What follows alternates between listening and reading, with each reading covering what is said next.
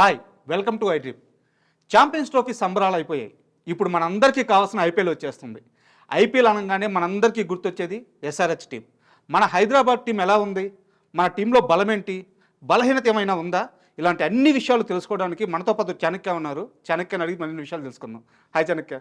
Hi రాజా గారు. IPL వచ్చేస్తుంది. Yes. మన ఎస్ఆర్హెచ్ టీం ఎలా ఉంది, ఆ టీం బలం ఎలా ఉంది, బలహీనతలు ఏమైనా ఉన్నాయా, అసలు ఆ టీం ఫార్మేషన్ మీరు ఎలా చూస్తున్నారు? థ్యాంక్ యూ రాజా గారు. మెయిన్ ఏంటంటే ఇంక నుంచి మన ఐడ్రీమ్లో రోజుకు ఒక మరి ఐపీఎల్ టీం యొక్క రివ్యూ అనేది కూడా మనం చేస్తున్నాం కాబట్టి ఫస్ట్ ఆఫ్ ఆల్ ఎస్ఆర్హెచ్ టీంతోనే మనం మొదలెడుతున్నాం. మన హోమ్ టీం కాబట్టి హోమ్ టీంని ఎప్పుడైనా సపోర్ట్ చేయడానికి ప్రతి ఒక్కరు ముందుంటారు. కానీ ఒక 2 years బ్యాక్ ఒక్కసారి ఎస్ఆర్హెచ్ స్టోరీ ఒకసారి తీసుకుంటే 2022 అండ్ 2023 ఈ 2 years మాత్రం చాలా లోయెస్ట్ ఫేస్ అనేది కూడా చూసాం. కానీ ఎప్పుడు ఎవరు ఎక్స్పెక్ట్ చేయని విధంగా ఒక్కసారి Travis Head and Abhishek Sharma, then later Nitish Kumar Reddy, వీళ్ళు ఎప్పుడైతే లాస్ట్ ఇయర్ ఒక్కసారిగా ఫామ్లోకి వచ్చి ఒక టాప్ స్కోర్స్, ఇంతవరకు ఏ టీంకి లేనంత చరిత్ర మన ఎస్ఆర్హెచ్లో ఐపీఎల్ బోర్డు మీదే టాప్ స్కోర్స్ పెట్టి దాన్ని కూడా చేసేంత కెపాసిటీ ఉన్న టీం ఏదైనా ఉందంటే అది ఎస్ఆర్హెచ్ అని భయపెట్టే విధంగా టీం తయారైంది. అండ్ ఈసారి అయితే 2025లో కంప్లీట్ ఒక 2024 ఫార్మెట్కి కావాల్సిన టీంని మాత్రం వేలం నుంచి కావ్యమారన్, సో టీం అంతా అక్వైర్ చేసుకున్నారు. మరి కోచ్ దగ్గర నుంచి and batting, bowling and allrounders విషయంలో కూడా చాలా వరకు స్ట్రెంథనింగ్ చేసుకున్నారు. అదే ఒక్క విషయంలో మాత్రం కొంచెం డౌట్ఫుల్గా అనిపిస్తుంది. ఏమైనా కానీ మరి టాప్ ప్లేయర్స్ ఎవరైనా కానీ మరి పాస్ట్లో ఉన్న ప్లేయర్స్ వాళ్ళు కూడా చెప్తుంది ఏంటంటే ఫిఫ్త్ అండ్ సిక్స్త్ ఆ పొజిషన్లో వచ్చే బ్యాట్స్మెన్స్ విషయంలో ఎస్ఆర్హెచ్ కొంచెం ఫికిల్ అవుతుంది. దానికి పర్ఫెక్ట్ రీప్లేస్మెంట్ మాత్రం ఎవరిని తీసుకోలేదు అని చెప్పేసి అని అంటున్నారు. మరి అదొక్కటే కన్సర్న్ తప్ప మిగతా అన్ని స్పాట్స్ టాప్ 12లో తీసుకున్నామంటే అన్ని స్పాట్స్కి సరిపడే ప్లేయర్స్ అయితే మన ఎస్ఆర్హెచ్ టీంలో ఉన్నారు. ఆ డీటెయిలింగ్లోకి వెళ్దాం చాణక్య. ఇప్పుడు మనం మామూలుగా అయితే మీరు అన్నట్టు గత కొన్ని సంవత్సరాల క్రితం చూస్తే ఎస్ఆర్హెచ్ బ్యాటింగ్ ఆర్డర్ చాలా బలహీనంగా ఉండేది. రైట్. చాలా తక్కువ స్కోర్లు, బౌలింగ్ మన బలం 140, 130 ఇది మన స్కోర్లు. అట్లాంటిది ఒక్కసారిగా లాస్ట్ ఇయర్ నుంచి 250, 260, 270 ఇలా వెళ్ళిపోయింది మన స్కోర్లు. అండ్ పవర్ ప్లేలో చూసుకున్నట్టయితే ఫస్ట్ 6 ఓవర్స్లోనే 100 runs, 120 runs కూడా కొట్టే సందర్భాలు ఉన్నాయి. సో ఇది ఒక పెద్ద అచీవ్మెంట్ అనమాట. ముఖ్యంగా కావ్యమారన్ ఆమె ప్లానింగ్ కానీ ఎగ్జిక్యూషన్ కానీ అదిరిపోయినాయి. సో లాస్ట్ ఇయర్ మనకు ఆక్షన్ జరిగింది, బట్ మధ్యలో ఛాంపియన్స్ ట్రోఫీ వచ్చింది. మనం అంతా ఈ ఆక్షన్ ఇదంతా కాస్త మర్చిపోయి ఉండొచ్చు. సో మనం ఫస్ట్ నుంచి వద్దాము. ఓకే. ఎస్ఆర్హెచ్ రిటర్న్ చేసుకున్న ప్లేయర్స్ ఎవరెవరు, ఆ ప్లేస్మెంట్స్ ఏదో ఒకసారి చెప్పండి. ఎస్. ట్రావెస్ హెడ్ మీద మరి లాస్ట్ ఇయర్ చేసిన పర్ఫార్మెన్స్తో తన మీద టీం అయితే కంప్లీట్ నమ్మకం అనేది కూడా పెట్టింది. సో తననైతే ఎటు పరిస్థితిలో కూడా వదులుకోకూడదని కూడా టీం ఖచ్చితంగా ఒక సంకేతాలు ప్రీవియస్గానే ఇవ్వడంతో దానికి తగ్గట్టు ట్రావెస్ హెడ్ని తీసుకుంది.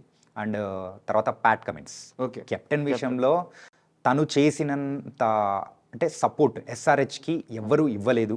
మంచి విజయాలు అనేది కూడా దక్కింది. అంటే అట్టడుగు స్థాయిలో ఉన్న ఎస్ఆర్హెచ్ టీంని టాప్లో కూర్చోబెట్టాడు. మరి అది కాకుండా మరి వరల్డ్ కప్ గెలిచిన అనుభవం అనేది కూడా ప్యాట్ కమిన్స్కి ఉంది. ఎలాంటి సందర్భంలో అయినా కానీ టీం స్వరూపాన్ని అంటే ప్రత్యర్థుల్ని బోల్టా కొట్టించగల ఒక ఎత్తులు మరి ప్యాట్ కమిన్స్ కూడా చక్కగా తెలుసు కాబట్టి తననైతే కెప్టెన్గా మరి అయితే రిటైన్ చేసుకున్నారు. ఇంకా మెయిన్గా మాట్లాడుకోవాల్సింది అభిషేక్ శర్మ. అండ్ అభిషేక్ శర్మ గురించి మనం ఎంత మాట్లాడుకున్నా తక్కువే. అండ్ లాస్ట్ ఇయర్ మరి టాప్ ఓపెనింగ్ పార్ట్నర్షిప్ విషయంలో Travis Head and Abhishek Sharma వీళ్ళిద్దరి దగ్గర నుంచి వచ్చినంత సక్సెస్ఫుల్ ఓపెనింగ్ పార్ట్నర్షిప్ ఏ టీంలో లేదు. అండ్ రికార్డ్ బ్రేకింగ్ అనేది కూడా వాళ్ళ దగ్గర ఉంది.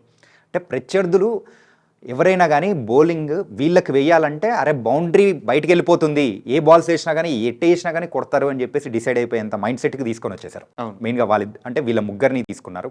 తర్వాత నితీష్ కుమార్ రెడ్డి విషయంలో అయితే టీం నమ్మకం పెట్టింది. ఇన్ఫ్యాక్ట్ తనను వేలంలో వదిలిపెట్టేస్తే 6 కోట్లు కాదండి, సుమారు తనకైతే 16 కోట్లు వచ్చినా కానీ ఆశ్చర్యపోవాల్సిన అవసరం లేదు. ఎందుకంటే మంచి ఫ్యూచర్ ఉంది అండ్ యంగ్స్టర్ అండ్ తనకున్న ఇంటెంట్ చాలా ఉంది. పరిస్థితులకు తగ్గట్టు ఆడే ప్లేయరు, ఆల్రౌండర్. అండ్ బౌలింగ్ వేయగలుగుతాడు, అటు బ్యాటింగ్ చేయగలుగుతాడు. ఇన్ఫ్యాక్ట్ ఇంకొంచెం అనుభవం వచ్చిందంటే ఫ్యూచర్ మన ఎస్ఆర్హెచ్కి కెప్టెన్ అయ్యే అవకాశాలు కూడా మన నితీష్ కుమార్ రెడ్డి దగ్గర నుంచి ఉన్నాయనిపిస్తుంది. అండ్ తర్వాత ఇంకెవరైనా చెప్పుకోవాలంటే 5th ప్లేస్లో క్లాసన్. మిడిల్ ఆర్డర్లో క్లాస్ ఉన్నాడంటే హ్యాపీగా తడిగుడ్డ వేసుకొని పడుకోవచ్చు అనే టైప్లో అయితే మన ఎస్ఆర్హెచ్ ఫ్యాన్స్ అందరూ కూడా డిసైడ్ అయిపోయిన సందర్భాలు కూడా మనం చూస్తూ ఉన్నాము. అట్టడుగు స్థాయిలో ఉన్న టైంలో కూడా సో తన దగ్గర నుంచి వచ్చిన బ్యాటింగ్ ఇంటెంట్ కానీ సో తనతో పాటు పర్ఫెక్ట్ పార్ట్నర్షిప్ ఇచ్చేవాళ్ళు లేరు, కానీ సో ఇచ్చినింటే వేరుగా ఉండేదేమో ఇంతకుముందు సీజన్లో అనుకున్నాము. అది లాస్ట్ సీజన్లో మనకు కనిపించింది. ఈ 5 ప్లేయర్స్ని మాత్రం అట్లే అట్టు పెట్టుకుంది. కానీ రికార్డు బ్రేకింగ్, ఎవ్వరూ ఎక్స్పెక్ట్ చేయని విధంగా క్లాసన్కి మాత్రం 23 crores అనేది కూడా కావ్య మారన్ మరి ఇచ్చింది. ఎందుకంటే ఇప్పుడు మనం తీసుకున్న ఈ 5 ప్లేయర్స్లో ఏ ఒక్కరిని బయటకు వదిలిపెట్టినా కానీ వాళ్ళకు మాత్రం ఖచ్చితంగా ఇప్పుడు మనకు రిషబ్ పంత్, కేఎల్ రాహుల్ వాళ్ళకు వచ్చిన దానికి ఈక్వల్గా వచ్చే అవకాశాలు కూడా ఉన్నాయి. అందుకోసం మరి అలాంటి వాటిని వదిలిపెట్టుకోకూడదని చెప్పేసి కావ్య మారన్ పర్సు తక్కువ ఉన్నా కానీ వాళ్ళ మీద నమ్మకం పెట్టుకుంది. ఎలాగైనా కానీ వాళ్ళని మెయిన్ కోర్ టీమ్ సో వీళ్ళేం డిసైడ్ అయిపోయారు. అండ్ మీరు ఒక 4 బ్యాట్స్మెన్ పేర్లు చెప్పారు. హెడ్, అభిషేక్ శర్మ, అలాగే క్లాషను, నెక్స్ట్ వచ్చేసి మనకి నితీష్ కుమార్. యాక్చువల్గా లాస్ట్ సీజన్లో ఈ నలుగురిని చూసి ఓయమ్మ వీళ్ళు కాటేరమ్మ కొడుకులు అన్నారు. ఎగ్జాక్ట్లీ. ఇప్పుడు వీళ్ళకి తోడుగా ఇషాన్ కిషన్ వచ్చి చేరాడు. అండ్ ఎస్ఆర్హెచ్ అంటే హైదరాబాద్ ఓపెన్ స్టేడియం పిచ్లు మీకు తెలిసిన బ్యాటింగ్కి ఇంకా సూపర్ బ్యాటింగ్ పిచ్లు అవి. కిషన్ ఆట కూడా దీనికి తగ్గట్టు సరిపోద్ది. ఇప్పుడు మీరు ఓవరాల్గా ఇప్పుడు చెప్పినప్పుడు బ్యాటింగ్ వరకు ఎస్ఆర్హెచ్ బలాన్ని ఎలా చూస్తారు? ఇన్ఫ్యాక్ట్ లాస్ట్ ఇయర్ ఒక చిన్న ఇంటర్వ్యూ అనేది ఒకటి రయాన్ పరక్తో జరిగిందండి. ఓకే, రయాన్ పరక్తో జరిగినప్పుడు సో ఏ టీంని చూసి మీరు అంటే ఫియర్ అవుతున్నారు అని అంటే సింపుల్గా ఆలోచించకుండానే ఎస్ఆర్హెచ్ అని చెప్పాడు. ఎందుకు చెప్పాడు మరి దాన్ని బట్టి మనం అర్థం చేసుకోవచ్చు. ఏంటంటే అలాంటి బ్యాటింగ్ లైనప్ సో ఎవరి దగ్గర ఏ టీం దగ్గర ప్రస్తుతం తీసుకున్న టీంల దగ్గర ఎవరి దగ్గర లేదు. ఇన్ఫ్యాక్ట్ చెప్పాలంటే వేరే టీంలలో సో అంటే ఆ ప్లేస్కి టెస్ట్ చేస్తూ ఉన్నారు. అంటే బ్యాకప్ ఆప్షన్గా వీళ్ళు పర్ఫెక్ట్ అవుతారా లేదా అని చెప్పేసి అనుకుంటారు. కానీ నేను ఇప్పుడు చెప్పిన 5 పేర్లు కూడా మెయిన్గా ఈ 4 పేర్లు ఫస్ట్ ఈ 4 అయితే ఖచ్చితంగా పర్ఫెక్ట్ వాళ్ళ పొజిషన్స్ ఏ బ్యాటింగ్ పొజిషన్లో వాళ్ళు పర్ఫెక్ట్ సెట్ అవుతారు అని వాళ్ళైతే కరెక్ట్ గురి చూసి పటక్కని కొట్టమంటారు చూసారా, అలా కొట్టారు. సో కావ్య మారన్ వాళ్ళ టీం అయితే కరెక్ట్ పర్ఫెక్ట్ దానికి తగ్గట్టు ప్లేస్మెంట్స్ కూడా సెట్ అయిపోయింది. వాళ్ళకి తోడు మీరు అనుకున్నట్టు ఇషాన్ కిషన్. మరి ఇషాన్ కిషన్ జార్ఖండ్ డైనమైట్ అంటారు. మరి జార్ఖండ్ నుంచి వచ్చిన మరో డైనమైట్ మనం ముందు చూసాం ధోని. మరి ధోని గురించి అయితే మనం ఎంత చెప్పుకున్నా తక్కువే. One of the successful captain in the world క్రికెట్లో. సో అలాంటి కెప్టెన్ వచ్చిన ప్లేస్ నుంచే మరి వచ్చాడు ఇషాన్ కిషన్. కాకపోతే తన దగ్గర నుంచి ఉన్న కొన్ని పర్సనల్ రీజన్స్ వల్ల మరి బీసీసీఐ కాంట్రాక్ట్ అనేది కూడా కోల్పోయారు. మరి ఎవరైనా కానీ ఒక యంగ్స్టర్ చేసిన తప్పులే తను కూడా చేశాడు. కానీ తప్పులు తెలుసుకున్న తర్వాత మరొకసారి టీంలోకి రావాలి ఒక కసితో ఒక పర్ఫార్మెన్స్ అనేది కూడా ఎవరి దగ్గర నుంచైనా ఉంటుంది. ఈవెన్ క్రికెటర్స్లో కొంచెం ఎక్కువ ఉంటుంది. చాలా మంది దగ్గర నుంచి కూడా మనం చూసాం, అయ్యర్ని ఎగ్జాంపుల్ చూసాం కదా. యా అలాగే ఇప్పుడు ఇషాన్ కిషన్లో సేమ్ అదే ఫైర్ కనిపిస్తూ ఉంది. ఆ ఫైర్తో మిగతా టీమ్స్ని కూడా తగలబెట్టేస్తాడు అని కూడా అనిపించేలా ఉంది. ఈగల్ ఫైర్, మరి ఆ ఫైర్ మరి ఇషాన్ కిషన్. మరి ఏంటంటే మనం కూడా చెప్పుకుంటున్నాం మన పాత సామెతలు, అగ్నికి వాయువు తోడైనట్టు అలాగే ఇప్పుడు వీళ్ళ 4 తోడు ఇషాన్ కిషన్ వచ్చి యాడ్ అవ్వడంతో ఆ స్ట్రెంథనింగ్ అనేది ఈ టాప్ 5 బ్యాట్స్మెన్స్ని చూసి ఖచ్చితంగా ఏ టీం అయినా భయపడుతుంది. బౌలింగ్ ఎవరితో బౌలింగ్ వేయించాలనేది ఒక తికమకలోకి కెప్టెన్స్ పడే అవకాశాలు కూడా ఉంటాయి. అండ్ చాణక్య మనం అనుకున్నట్టు ఇషాన్ కిషన్తో పాటు మనోహర్ కూడా యాడ్ అయ్యాడు. యా, సో ఒక్కసారి మన బ్యాటింగ్ ఆర్డర్ పొజిషన్స్ చెప్తారా? ఖచ్చితంగా. ఫస్ట్ అయితే అభినవ్ మనోహర్ గురించి కూడా మాట్లాడుకుందాం. అభినవ్ మనోహర్ అయితే ఒక పర్ఫెక్ట్ హిట్టర్. అండ్ తన దగ్గర నుంచి అయితే మనము సో లాస్ట్ ఓవర్స్ ఏదైతే క్లోజింగ్ ఓవర్స్ ఉంటాయో ఆ టైంలో మనోడు చేసే హిట్టింగ్ కానీ అక్కడ ఎక్కువైతే వికెట్ పడుతున్నా కానీ ఇంకో ఎండ్లో మాత్రం తను నిలబడి ఆ స్కోర్ అనేది పరిగెత్తిచ్చే అవకాశాలు అనేది కూడా ఎక్కువ ఉండాలి. అంటే తను రీసెంట్గా ఆడిన సయ్యద్ ముస్తాక్ అలీ ట్రోఫీలో కూడా తన ఒక బ్యాటింగ్ ఇంటెంట్ కానీ ఎక్కువగా హాఫ్ సెంచరీలు ఎక్కువ చూసాం. సెంచరీ తక్కువ ఉన్నా కానీ హాఫ్ సెంచరీలు చూసాము. తన దగ్గర నుంచి బ్యాటింగ్ కూడా పవర్ఫుల్ హిట్టింగే చూసాం. మరో టీమ్ ప్లేయర్ తను. ఎగ్జాక్ట్లీ. గతంలో ఇండియన్ టీంలో సురేష్ రైనా అని ఒక ప్లేయర్ ఉండేవారు. యా, ఆ రైనా లాగా అతను టీంకి ఏది అవసరం అలాంటి అవుట్పుట్ ఇవ్వగల ప్లేయర్ అనమాట. Right hand batsmen. And previous సీజన్లో అయితే గుజరాత్ టైటన్స్ తరపున కూడా ఆడాడు. గుజరాత్ టైటన్స్ తరపున ఆడినప్పుడు తను దిగిన బ్యాటింగ్ పొజిషన్స్ ఏదైతే ఉన్నాయో 6 and 7 ఆ బ్యాటింగ్ పొజిషన్స్లో అయినా దానికి తగ్గట్టు హిట్టింగ్ అనేది కూడా చూసాము. కానీ తనని ఎందుకు వదిలిపెట్టుకున్నారో అర్థం కాలేదు గుజరాత్ టైటన్స్. వాళ్ళకున్న సో తగ్గట్టు మన కోసమే యా మేబీ అయింటుంది. పర్ఫెక్ట్ టైంలో వాళ్ళు కూడా అభినవ్ మనోహర్ని పిక్ చేసుకోవడంతో మనకు ఆ 7th బ్యాటింగ్ పొజిషన్కి పర్ఫెక్ట్ సెట్ అయ్యే వాళ్ళు ఎవరన్నా ఉన్నారంటే so no doubt only one name Abhinav Manohar అని చెప్పేసి టీం సెట్ చేసేసుకున్నారు. అండ్ బ్యాటింగ్ పొజిషన్స్ ఒకసారి చూసుకుంటే ఓపెనింగ్ అయితే ట్రావెస్ హెడ్, అభిషేక్ శర్మ వీళ్ళిద్దరిని మార్చే ప్రసక్తి లేదు, వాళ్ళని ఆపే పరిస్థితులు లేవు. అండ్ థర్డ్ పొజిషన్లో మైట్ బి నితీష్ కుమార్ రెడ్డి వచ్చే అవకాశాలు ఎక్కువగా ఉన్నాయి. ఎందుకంటే పరిస్థితులకు తగ్గట్టు ఆడడము, ఏవైనా వికెట్ పడినా కానీ సో తను అంటే ఈవెన్ స్పిన్నర్స్ని చక్కగా ఆడగలుగుతాడు, పేసర్స్ని చక్కగా ఎదుర్కోగలుగుతాడు. కాబట్టి తనకు అబ్ ద ఆర్డర్ ప్రమోషన్ అనేది కూడా ఇచ్చి ఇంతకుముందు మనము 5-6 పొజిషన్స్లో చూసేవాళ్ళము. ఇప్పుడైతే సో థర్డ్ పొజిషన్ అయితే ఫిక్స్డ్గా అది నితీష్ కుమార్ రెడ్డిది, ఇది నాది అని రాసి పెట్టేసుకుంటాడేమో. కిషన్ ఏమన్నా వచ్చే ఛాన్స్ ఉంటుందా? కిషన్ వచ్చే అవకాశాలు తక్కువగా ఉంటుంది. ఎందుకంటే ఆల్రెడీ ఫస్ట్ ఓపెనింగ్ పార్ట్నర్షిప్లో ఇద్దరు లెఫ్ట్ హ్యాండ్ బ్యాట్స్మెన్స్ ఉన్నారు. అక్కడ కొంచెం చేంజ్ చేయడం కోసము, కొంచెం వెరైటీ ఉండడం కోసము అక్కడ నితీష్ కుమార్ రెడ్డి థర్డ్ పొజిషన్లో ఉంటాడు. ఇషాన్ కిషన్ అయితే ఖచ్చితంగా ఫోర్త్ పొజిషన్లో ఉంటాడు. Okay, so fourth position and fifth పొజిషన్కి వచ్చేటప్పటికి అండ్ క్లాసన్ తర్వాత మరి సిక్స్త్ పొజిషన్లో మనం ముందుగానే అనుకున్నాం ఏంటంటే మన ఎస్ఆర్హెచ్ లూప్ హోల్ అయితే ఏదో ఒకటి ఉంది అని అనుకుంటున్నాం. అదే ఒక సిక్స్త్ బ్యాటింగ్ పొజిషన్ అనమాట. ఆ సిక్స్త్ బ్యాటింగ్ పొజిషన్కి మాత్రం అభినవ్ తాడే అండ్ దాంతో పాటు కూడా సచిన్ బేబీ, ఈ రెండు ఆప్షన్స్ అయితే ఉన్నాయి.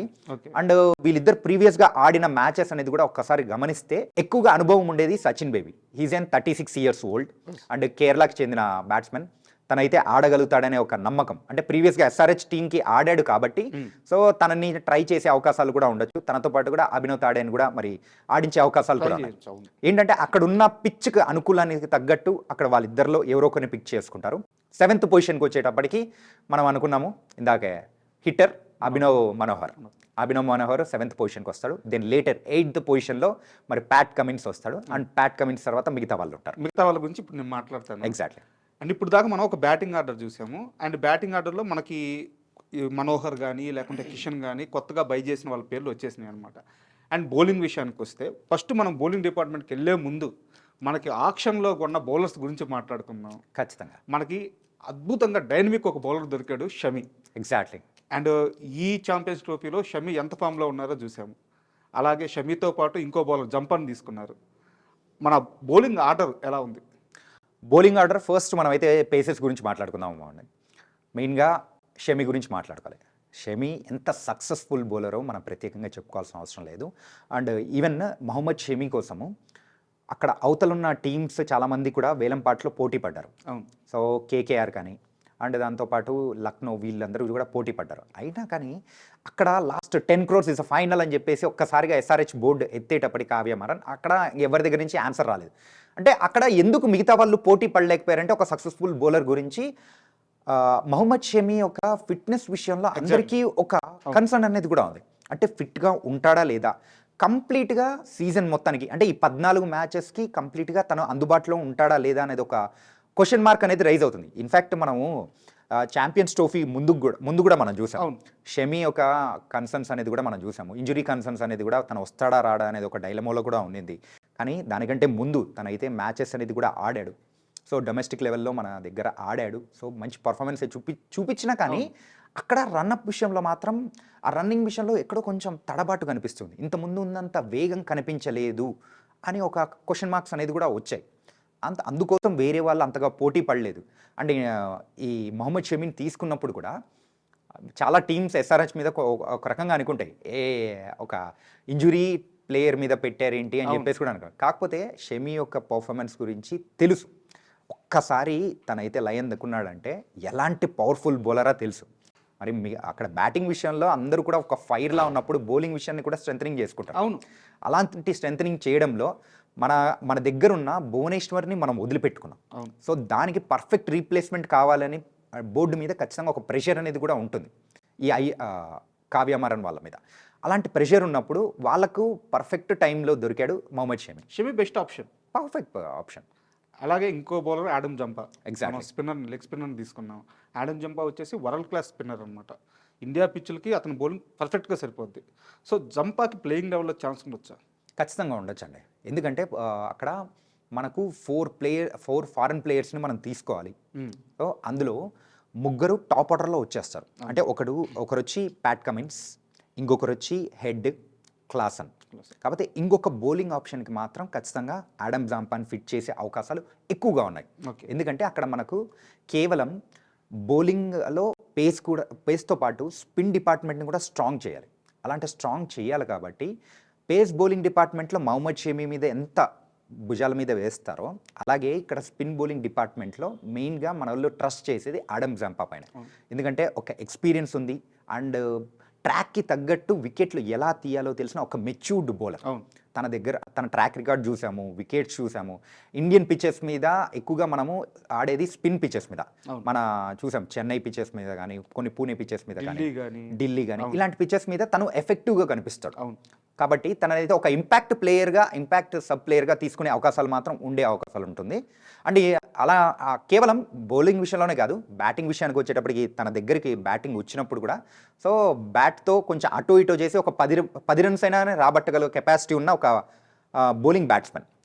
ఆ విషయంలో ఆడమ్ జాంపాను కూడా మనం తీసుకోవచ్చు. అండ్ షమీ జంపాతో పాటు ఇంకో సర్ప్రైజ్ పిక్ వచ్చేసి హర్షల్ పటేల్. ఎగ్జాక్ట్లీ.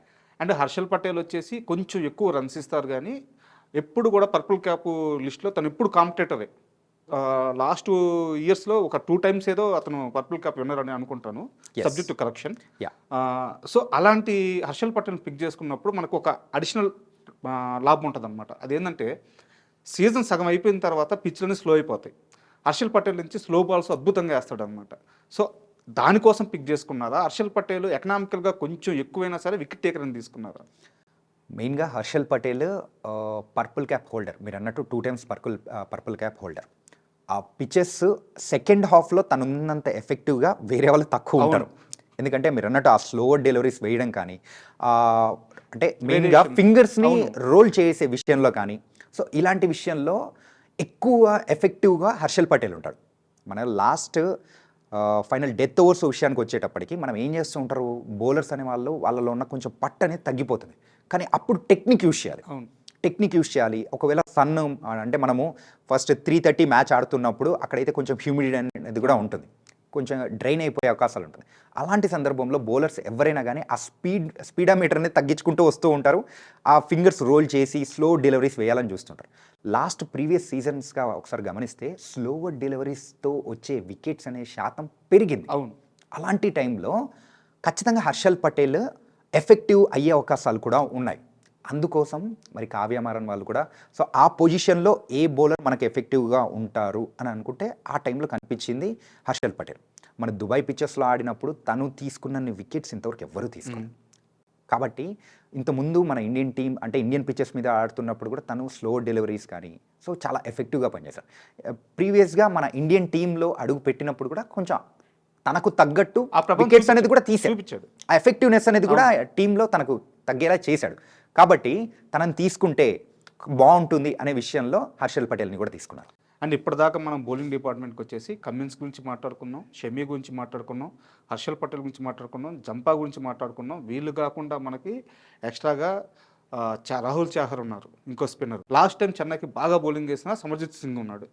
సో ఇంతమంది మనకు ఆప్షన్స్ ఉన్నారు కాబట్టి ఒక్కసారి మన బౌలింగ్ ఆర్డర్, ఫైనల్ ఆర్డర్ ఏంటి, ఎలా ఉండబోతుందని కమిన్స్ నుంచి చెప్తారా? బౌలింగ్ విషయానికి వచ్చేటప్పటికి మెయిన్గా Pat Cummins, Mohammed Shami, Adam Zampa, and ఇంకొక స్పిన్నర్ని తీసుకొని రావాలి కాబట్టి రాహుల్ చహర్తో పాటు హర్షల్ పటేల్, ఈ 5 members తీసుకొని వస్తారు. మెయిన్గా మనకి నితీష్ కుమార్ ఎలాగో ఉన్నాడు, తను కూడా ఒక పేస్ బౌలింగ్ ఆల్రౌండర్ కాబట్టి సో తను కూడా కొంచెం యాడెడ్ అయ్యే అవకాశాలు ఉంటుంది. అంటే వీళ్ళందరూ ఎఫెక్టివ్గా కనిపించకపోతే అప్పుడు తనకు బౌలింగ్ ఇచ్చే అవకాశాలు కూడా ఉంటాయి.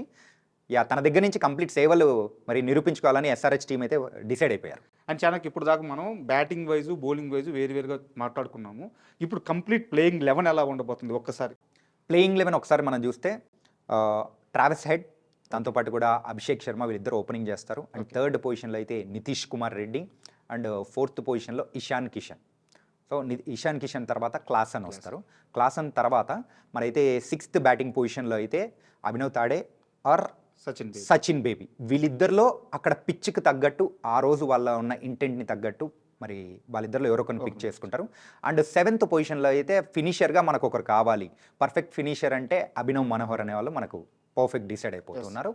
మరి 8th పొజిషన్లో అయితే యాజ్ ఇట్ ఈస్ మనకున్న ప్యాట్ కమిన్స్, మన కెప్టెన్, SRH కెప్టెన్. సో దాని తర్వాత అయితే నెక్స్ట్ వస్తే హర్షల్ పటేల్, ఆడమ్ జాంపా తర్వాత మొహమ్మద్ షమీ. అండ్ వీళ్ళందరూ వచ్చారు కాబట్టి ఒక ఇంపాక్ట్ ప్లేయర్ విషయంలో మాత్రం ఒకరిని మాత్రం తీసుకుంటారు.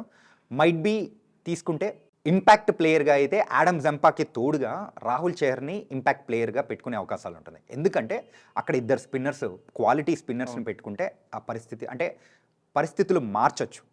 మెయిన్గా వాళ్ళని ఎక్కువగా ట్రిక్కీగా పడేసే అవకాశం ఉంటాయి. అండ్ రాహుల్ చహర్ని కూడా మనం చూసాము. తను లాస్ట్ టైం ఆడిన మ్యాచెస్ కానీ అంటే తను ఎక్కువగా లెగ్ బ్రేక్ అనేది కూడా చేస్తుంటారు, లెగ్ బ్రేక్ బౌలర్. మరి అలాంటి విషయంలో తను చాలా ఎఫెక్టివ్గా ఉంటాడు కాబట్టి ఆ ఇంపాక్ట్ ప్లేయర్ విషయంలో మరి అక్కడ రాహుల్ చహర్ని పెట్టుకుంటారు. అండ్ మీరు చెప్పిన ప్లేయింగ్ లెవెన్ అంతా ఓకే, సూపర్ ఉంది. కాకపోతే ఒక చిన్న సమస్య కనిపిస్తుంది చాణక్య. మనకి లెగ్ స్పిన్నర్స్ ఎప్పుడైనా వికెట్ టేకర్స్ కానీ రన్స్ ఎక్కువ ఇస్తారు. రైట్. ఆఫ్ స్పిన్నర్స్ ఎప్పుడు వికెట్ పడకపోయినా కానీ రన్స్ సేవ్ చేస్తారనమాట. ఎక్కువ డాట్ బాల్స్ వేయగల కెపాసిటీ ఆఫ్ స్పిన్నర్స్కి ఉంటుంది. మన టీంలో అలాంటి ఒక ఆఫ్ స్పిన్నర్ మిస్ అవుతున్నారు అనిపిస్తుంది. కరెక్టే అంటారా? ఇన్ఫ్యాక్ట్ చెప్పాలంటే రాజా గారు, ఆ ఒక లూప్ హోల్ అయితే ఖచ్చితంగా ఉంది. ఏంటంటే ఒక లెగ్ బ్రేక్ బౌలర్ అండ్ ఇంకొకరు హాఫ్ బ్రేక్. సో వీళ్ళిద్దరు కాంబినేషన్ అనేది డిఫరెంట్గా ఉంటుంది. కానీ అక్కడ మనకు మిస్ అయింది ఏంటంటే ఎక్కువగా మన టీంలో లెగ్ బ్రేక్ బౌలర్సే ఉన్నారు. అవును. కానీ ఇక్కడ హాఫ్ బ్రేక్ లేకపోయినా కానీ ప్రాబ్లం లేదు. కానీ దాన్ని ఫిల్ చేయడం కోసం అభిషేక్ శర్మ కానీ అండ్ ట్రావెస్ హెడ్, సో వీళ్ళిద్దరు వాళ్ళ సేవలు కూడా మరి ఇచ్చే అవకాశాలు కూడా ఉంటాయి. అండ్ ఇషాన్ కిషన్ అండ్ అలాగే తనతో పాటు కూడా మెయిన్ క్లాసన్, వాళ్ళిద్దరిని కూడా మెయిన్గా కీపింగ్ విషయంలో వాళ్ళిద్దరిని ఎక్కువగా వాడుకునే అవకాశాలు ఉంటుంది. అండ్ ఒక పార్ట్ టైం బౌలర్లుగా అయితే ఎవరైతే ఎక్కువగా లెగ్ బ్రేక్ బౌలర్స్ మరి రన్స్ ఇస్తున్న సందర్భంలో అభిషేక్ శర్మ వచ్చి సో తన వంతు పాత్ర ఒక మినిమం ఒక 2 ఓవర్స్ అయినా కానీ వేసి అక్కడ పరుగుల్ని కట్టడి చేసే అవకాశాలు మాత్రం ఉంటాయి.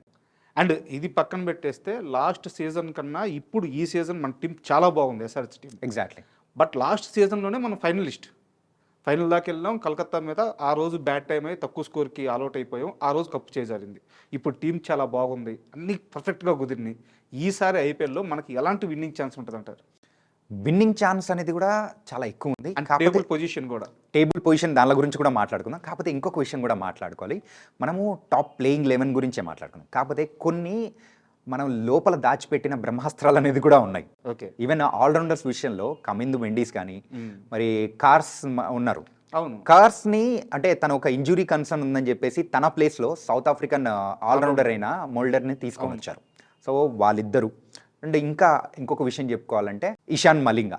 సో వీళ్ళు కూడా కొంచెం టీంలో వాళ్ళకు ఎప్పుడైనా కానీ అవకాశం వచ్చిన రోజు నిరూపించుకుంటారని కూడా క్లియర్గా కనిపిస్తూ ఉంది. కాబట్టి వీళ్ళని కూడా మనం తక్కువ అంచనా వేయకూడదు. ఓవరాల్గా ఎవరినైతే మన స్క్వాడ్లో తీసుకున్నారో ఫ్యూచర్ని ప్రిడిక్ట్ చేసుకుంటూ అండ్ ప్రెజెంట్ టీమ్ని బ్యాలెన్స్ చేస్తూ అలాగే ఒక సీనియర్స్ అండ్ జూనియర్స్ దాంతోపాటు కూడా కొంచెం ఎక్స్పీరియన్స్ ఉన్న మిడిల్ వాళ్ళని కూడా అందరినీ బ్యాలెన్స్ చేసేటట్టు టీం కూడా కంప్లీట్గా ఉంది. అండ్ మన మెయిన్గా ఎస్ఆర్హెచ్ బ్యాటింగ్ చూసి ఖచ్చితంగా వేరే టీమ్స్ భయపడాల్సిన అవసరం ఖచ్చితంగా ఉంది. ఇది మాత్రం బల్లగుద్ది ప్రతి ఒక్కరు చెప్తారు అండ్ అదే చెప్తూ ఉన్నారు. వేరే ఏ టీంకి లేని పాజిటివ్స్ అంటే మన టాప్ 5 బ్యాటింగ్ పొజిషన్స్ ఈజీగా లాస్ట్ టైము 6 ఓవర్స్కే 136 కొట్టినంత దాన్ని బ్రేక్ చేస్తారేమో అనిపించేలా కూడా ఉంది. అభిషేక్ శర్మ కానీ ట్రావిస్ హెడ్ కానీ సూపర్ ఫామ్లో ఉన్నారు. దాని తర్వాత నితీష్ కుమార్ రెడ్డి కూడా ఇంజురీ నుంచి కొంచెం బయటకు వచ్చి ఇప్పుడు కూడా ఐపీఎల్ కోసం ప్రిపేర్ అవుతూ ఉన్నాడు. కాబట్టి so all batting positions are fine.